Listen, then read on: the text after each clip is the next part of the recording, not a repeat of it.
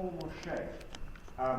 It makes use of the contours, and there's a great ring of houses which include shops and cafes, and which is colonnaded so that you can actually sit in when it's raining. And that slopes down to a great church, and then actually physically adjoining the church is the council chamber. And when the council chamber was put up at the end of the 14th century, the city fathers, and they were fathers, got an artist called Lorenzetti to paint murals on the four walls of the city chamber. And the first four pictures that I've got you are of those murals. And the four pictures are, first, the effects of good government, that's on two walls, and then the effects of bad government, that's on further two walls. And so the city fathers met to consider the business of the city surrounded by these pictures. And I just, if you can see the image, the first image is the effects of good government in the city. And what you've got in the city is business. So people riding in, riding out, going about their affairs, discussing, meeting, courting, and it's a vision of human life just being carried on in peace. It's a vision of shalom. But then what they asked Lorenzetti to do next, this is the second image, the effects of good government does not just stop in the city, it spills out to the countryside. And in the second image, the effects of good government in the countryside, you've got traders coming in with their donkeys laden with goods. You've got people tilling the fields. You've got people winnowing. You've got all the business of providing food for the city. So there the city fathers have got this. They've got shalom in the city, and shalom in the city depends on shalom in the countryside. And then if you go to the third image, you'll see that the plaster has been damaged quite a lot. But as a warning to themselves, the city fathers had the effects of bad government. And they depict murder, assassination going on in the city. And they depict people fleeing, running in terror from this, that, and the other. And that has knock-on effects in the countryside. So if you go outside, you see soldiers advancing down the hillsides. Nothing is being tilled. The crops are being left to rot. And the whole picture is one of devastation. Now, this was not fantasy. This was reality in 14th century Italy, where the city-states were constantly at war with one another. Don't forget, Italy wasn't united. And so the city fathers chose to do their business surrounded by these parables of what it was which made life possible and what it was which destroyed life. And what impresses me so much is that in the four murals, they didn't just focus on the city, but they understood that in each case, the effects of good government, the effects of bad government, there was an essential link between town and country. Now, in lots of writing on urbanism, certainly the writing on urbanism that I've looked at, that link between town and country is missing. And in my country, in Britain, we're governed by people who think that food is either something you get in a supermarket or a meal in a posh restaurant. and they have no idea that it actually has to be grown somewhere, that it has to be produced. And they think that in the world of the total market, everything can be solved by import-export strategy. And that's the question that I want to reflect on today, because I want to say that we cannot think about the built environment, we cannot think about urban realities without thinking about the countryside, without thinking about the production of food. And I've got 4 theses, which are these. The first thesis, there is an ecological crisis. Second thesis, cities play a part in this. Third thesis, there's also an agricultural crisis. And fourth thesis, both cities and country play an essential part in the economy of redemption. So those are the 4 things that I'm looking at. And whereas in the first talk I said that the essential question that we have to ask is, who are we? What is theological anthropology? How do we understand what it means to be human? And how is that reflected in the built environment? Today the question I want to put, and what I think is the absolutely key question for this area is, who is God? Who is the God in whom we believe? So today I come strictly to the theological question, and I want to say, to anticipate, that I think that what we're up against in our northern or western culture, whichever term you want to use, is a form of idolatry. So I think that where we are is precisely where Barman was in 1934, and that there, which God do you serve? We're with Elijah on Mount Carmel, or we're with the Deuteronomists at the end of Deuteronomy. So that's basically what I'm going to be trying to do. So first thesis, if you go on to the first image, Simon Sharma, one of the best of our exports to you, one of our very best historians. Which image are we on today? Gilgamesh. You'll see that there's an image of Gilgamesh. And Simon Sharma says, we've lived with the opposition of town and country since Gilgamesh, so since 2000 BC. And my first thesis, that's the next slide, there's an ecological crisis which has 4 main components, and just go down: population, loss of biodiversity, environmental degradation, and global warming. So if you go to the next slide, population. So, as you know, world population has doubled since 1961 to 6 billion. And there's the question of, if you go to the next slide, where on earth it will plateau. And the United Nations says they think it's going to plateau at 8 billion in 2050. If you look at the population explosion in India and China, that seems to me to be a really conservative estimate. Now, the first day I told you that Milton Keynes was built as a result of a complete mistake about population predictions. So maybe those of us who think that the UN have got it wrong are being overly pessimistic.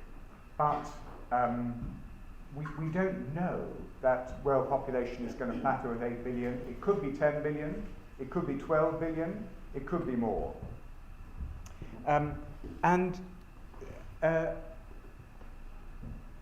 World population has to be housed, it also has to be fed. So the World Watch Institute, and I'm taking my statistics from them, they point out that world population at the moment is growing by 80 million a year. That's the next slide. You should have a nice picture there. And that requires an extra 21 million tons, that's metric tons, of grain every year. Unfortunately, next slide, the amount of fertile land is finite. So 1/10 of land worldwide is arable. Next slide. Very pretty. Okay, a quarter of land worldwide, next slide, is meadows and pasture. A third is forest and woodland. 1/3 is urban areas, deserts and ice. And as world population is growing by this 80 million a year, so the amount of fertile land is actually shrinking. So 7 million hectares a year are lost to desertification, 7 million hectares are lost to land degradation. And this isn't something which we can simply rectify overnight by going down to garden centres and buying millions of bags of compost. It actually takes between 250 to 1,200 years to make 1 inch of topsoil. And 25 billion tonnes of that, that's metric tonnes, are washed down rivers every year. Already, people like you and I, people who live in high-income countries, need 10 to 15 acres of fertile land to feed us. Already in 1990, only 4 acres of fertile land per person, per each one of the 6 billion, were left to feed people at that kind of level. Can we take food for granted? Now, one of the things that we're very aware of in Britain and Europe is the melting of the polar ice cap. And this is happening much faster than was predicted. If too much ice at the poles melts, then the Gulf Stream could go into reverse, and Europe, you should have a nice picture of Lapland there, Europe would look like that. The thing about that is that, of course, you're used to thinking of yourselves as the grain basket of the world, but Europe also contains much of the world's most productive agricultural land. Suppose it becomes Lapland. If the Gulf Stream goes into reverse, then the equator will heat up. That means that the fertile land around the equator will also no longer produce food. This means that both Europe and the area around the equator won't be food producing. And what this means is, if you go on, you will have a picture of the 4 horsemen of the apocalypse as drawn by Dürer. And the deadliest of the 4 horsemen of the apocalypse will be famine. In 1348, 2/3 of the population of Europe was wiped out by bubonic plague. 2/3 of the population of Europe died through bubonic plague. Now, if we don't take global warming seriously, if the Gulf Stream goes into reverse, 1348 will look like paradise. And what I've got there, the image I've got there, is a statue in Dublin recalling the Irish famine of 1848-49, in which 1 million people starved to death. Those who were lucky came over here, but 1 million people simply starved to death. And we would be looking not at millions, but at billions. So that's the severity of the crisis which faces us. Already in many parts of the world, water use is nearing its natural limits. Humans need 5 litres of water a day to drink. They need 25 for washing. 10% of water is domestic, 65% of water is used for agriculture, 25% is used for industry. It takes 400,000 litres to make a car. 80% of disease in third world countries is waterborne. In the Maquiladora region around the border with Mexico, water is so contaminated that they give babies Coca-Cola to drink. 2 billion people, that's 1/3 of the world's population, already live in water-stressed areas. And we have the danger not of oil wars, which I guess is what the Iraq thing's about, but of water wars. And in fact, some analysts would contend that the 1966 Six-Day War was actually about who controls the headwaters of the Jordan, so who controls water, and that's been absolutely crucial in Arab-Israeli relations. So that's the first thing. That's the thing which follows from population increase. Second, biodiversity has decreased. China's lost 9/10 of its wheat varieties in the last 30 years. The United States, these are World Watch Institute figures, has lost 95% of its cabbage varieties, 91% of field maize, 94% of pea variety, 81% of tomato varieties. 1,000 breeds have been lost in the past century. 2,250 are currently threatened. Britain, we're now dependent on 2 breeds of pig. 130 species of plant becomes extinct every day. We know about the problems with the ozone layer. What we don't think about is the problem that poses to food stocks, because gaps in the ozone layer not only give us skin cancer, but they destroy the plankton, which is the basic level of food for our marine ecology. And so if the ozone layer, if there's too much UV radiation coming through, then fish stocks could crash, and that's another source of food which we've lost. So that's my first thesis. There is an ecological crisis. I guess most of you here share that view, but as you know, your country's not signed up to Kyoto, and there are very, very significant voices in this country which want to say that the ecological crisis is a lot of nonsense, and we don't have to take it seriously. I think that we do have to take it seriously. Second thesis, cities have a key role in the ecological crisis. So the architect Richard Rogers says the world's environmental crisis is driven by our cities. So next slide. In the United Kingdom, construction accounts for 30% of carbon dioxide emissions. Now just think about this. I don't know your country very well. The whole of the UK at the moment is a kind of building site. I said it was a theme park the other day, but the other thing is that it's a building site. Wherever you go, there are cranes. And they're building as if there's no tomorrow. Fine, that's great. But everything has implications. We do nothing which does not have effects on our whole ecology. And this kind of manic building all has effects on global warming. Construction industry worldwide uses 3 billion tons of raw material each year.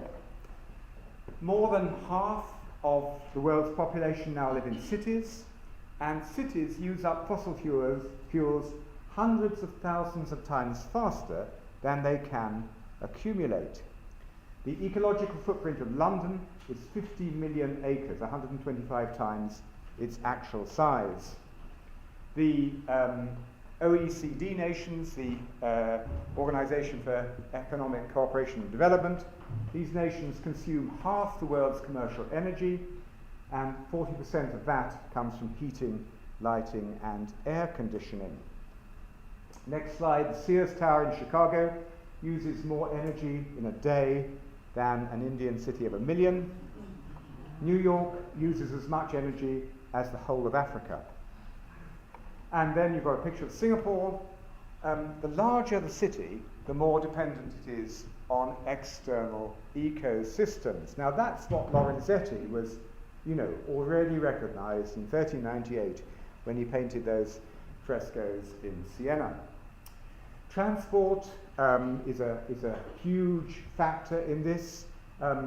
worldwide motor cars generate 30% of CO2 emissions. Third thesis, okay, and this I don't spell out enough in the book on the built environment, and I know that some of you here are interested in this, and I'm interested to know your response. My third thesis, there's also an agricultural crisis. Between 1939 and 2000 in Britain, the number of farms fell from 500,000 to 158,000.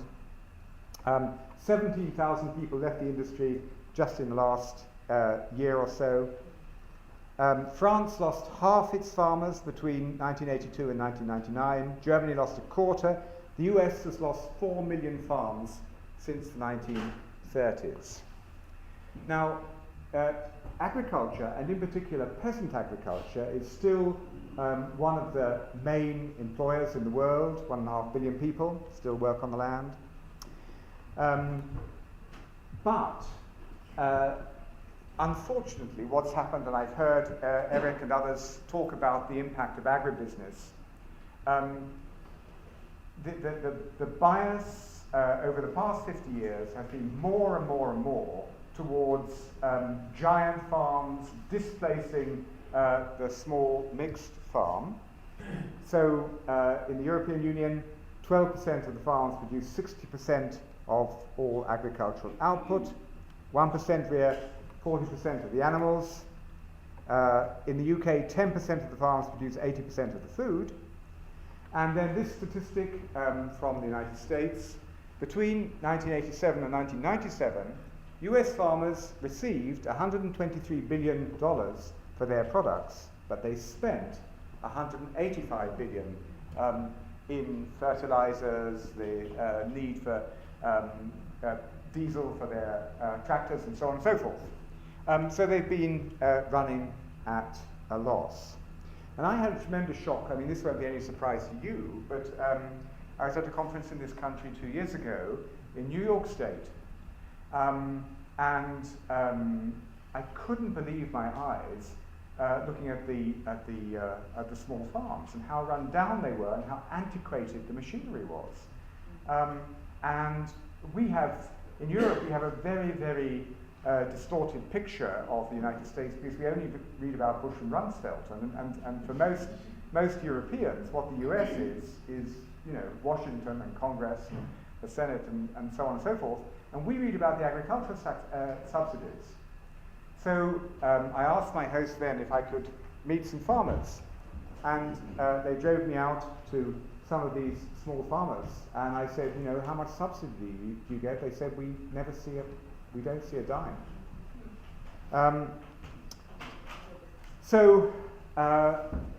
In the decade up to 2002, food retail price index went up by 15%, but farm gate prices went down by nearly 10%. And in Britain, I don't know how it is here, milk is a lot cheaper than bottled water. The annual net farm incomes for UK cereal farmers fell from $77,000 in 1996 to $5,700 in 2001-2. And people are selling up in Britain. The agricultural industry is collapsing because people simply cannot make a living. People want to farm, but they can't afford to farm. They can't make a living by doing it. So farm incomes fell by 72% in the 5 years to 2000. And this is not just a northern phenomenon. In India, there's been a whole wave of farmer suicides. Thousands and thousands of farmers have been committing suicide because they're driven to the wall, because they can't survive. All the immense skills and knowledge of countless generations which are represented in them are just put on the scrapyard. So the Genesis 1 text, have dominion, and we all know Lynn White's famous thesis that Christianity lies at the root of the ecological crisis because of its idea that we should have dominion over the over creation. Now, what I want to say is, and I think from what I've heard people say up to now, some of you at least would agree with me, what I want to say is there are practices of domination in farming. Modernist agriculture is placeless, relating to what we've been talking about over the past few years, couple of days. It's placeless, so it thinks that it can dispense with knowledge of local conditions. It thinks that technology can do the job. And a classical example of this happened in Andhra Pradesh in 2002, when the then state governor was persuaded, I put in inverted commas, by Monsanto, to allow Monsanto to come in and show Andhra Pradeshi farmers how things ought to be done. Andhra had peasant farming, and so Monsanto flew in bulldozers, they flew in heavy machinery, they cleared several hundred acres, they leveled it, and they planted it with their magic seeds, and they said, watch what happens. The problem was that nobody had told Monsanto that Andhra has monsoons. So the monsoon rains came, and all the soil was just washed away, and the seeds produced nothing. And that was a tremendous shock and lesson to people in Andhra, and the governor lost his job. They've got a new governor now, and they're trying to go back to peasant agriculture, or a version of peasant agriculture. Modernist agriculture is placeless. It thinks that it can get by without detailed knowledge of place and local conditions. It's inflexible because it's technocratic, and it's monocultural. So poultry, that's the next slide. We had chicken last night. I don't know whether it was free-range chicken or not. Poultry are reared in sheds holding 50,000 birds. Each bird has an area the size of an A4 sheet of paper. In 1957, you needed 63 days to get a chicken for the table to get to 2 kg. Today you need 42 days. The industry wants to get it to 33. Now that is what I mean by a practice of domination. Next slide. A cattle feedlot with 20,000 cows produces as much sewage as a town of 320,000 people. Okay? Cattle feedlot with 20,000 cows produces as much sewage as a town of 320,000. In this country, there are cattle feedlots with 60,000 cattle. Cattle consume as much grain as 2 billion people, and that means that our meat consumption habits mean that when we're looking at feeding the world's population, we're not thinking about 6 billion, we're thinking about 8 billion. And as meat becomes more and more central part of the diet of more and more people, so the number of, the amount of food that we have to grow to provide all this increases exponentially. So livestock consumes half the world's wheat, most of its maize, almost all of its sorghum. We've got the problem, you know about it, the cost of removing agrochemicals from water. In the UK, it's $210 million a year. Gulf of Mexico can't support marine life because of agricultural runoff. Modernist agriculture is totally dependent, cravenly dependent on oil. If the whole world adopted it, oil reserves, it's estimated, would be exhausted in 30 years. Well, what about GMOs? Are they the answer?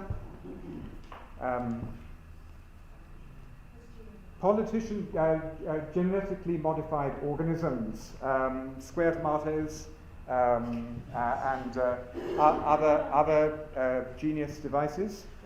So they're very risky. No one knows what the effects may be in humans because they put genes in our gut which are not native to us. They produce superweeds. That's already happened in Canada and in Europe. And they're a way for corporations to gain control. I don't know how, whether you know the work of the Canadian Christian farmer, writer on corporations and agricultural affairs, Brewster Neame. He's a great man if you haven't met him or read his work. But let me Neame, K-N-E-E-N, Brewster Neame. And Brewster says this: if 5 or 6 corporations have control over every seed of all major commercial crops planted anywhere on Earth, this is totalitarian. Add to seeds control over the genetics of all major lines of commercial animals, and it'll be somewhat more totalitarian. Then engineer all the genetics, plant or animal, to be hybrids, sterile, or both, and the achievement will be without question totalitarian. It will amount to the occupation of the land, the earth itself, by foreign troops and their local mercenaries. Now, that comes in a book that Brewster's written about Cargill called Invisible Giant. So, GM crops are not, it seems to me, the answer. And indeed, the director of Novartis said 10 years ago, if anyone tells you that GM is going to feed the world, tell them that it's not. To feed the world takes financial and political will. It's not about production, but about distribution. And so there's a real political problem involved in all this. That's the next slide. Monsanto, the big corporations, are hand in glove with our politicians, with our governments, and they're about control. Fourth thesis.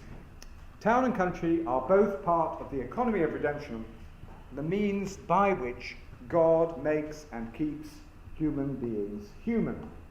And that is appealing to a view of redemption which we find in Irenaeus of Lyon, the 2nd century bishop. He's a great hero of mine because he moved from what today we call Turkey, nice climate and everything, to that miserable place in France, Lyon, where the Mistral makes life unbearable for 3 months of the year, and also learned to preach in Celtic. And we know that he preached in Celtic to his congregations. And this is how Irenaeus describes the redemptive process. Through obedience and discipline and training, human beings who are contingent and created, I don't know what Greek word that translates, by the way, I'm sorry, who are contingent and created, grow into the image and likeness of the eternal God.